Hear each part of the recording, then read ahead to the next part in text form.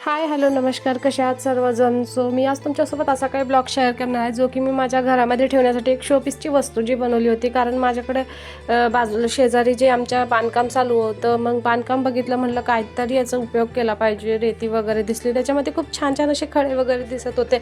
आणि मग मला लक्षात आलं का माझ्याकडे एक महादेवाची पिंड अशी तुटलेली होती, जी की मी पूजेमध्ये वापरत नव्हते, कारण वापरता येतच नाही ती. सो मग मी पिंड वगैरे घेतली, ती काही साहित्य जमा केलं, चाळण वगैरे, कॅरी बॅग, असे काही आर्टिफिशियल ट्रीज होते माझ्याकडे, ते जमा केले. मग मी त्या चाळणीला जे कॅरी बॅग लावून घेतली.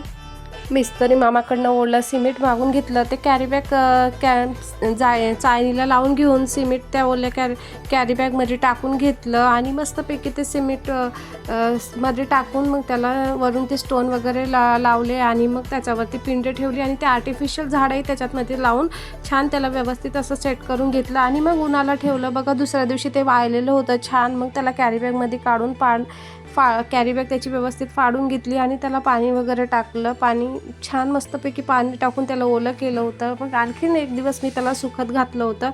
सो म्हणजे 2 दिवस मी त्याला व्यवस्थित सुकून घेतलेलं होतं आणि मग तिसऱ्या दिवशी मी त्याला असं छान सेट झाल्यावर बघा किती छान दिसतंय. आणि मग त्याला कलर करावा असं विचार केला. मग माझ्याकडे एक ॲक्रेलिक कलर होता, सो मी तो कलर घेतला. ब्लॅक कलरचा कलर होता. सो तो कलर घेतला आणि मस्त त्याला मिक्स करून कलरला छान असं म्हणजे लावून घेतलं.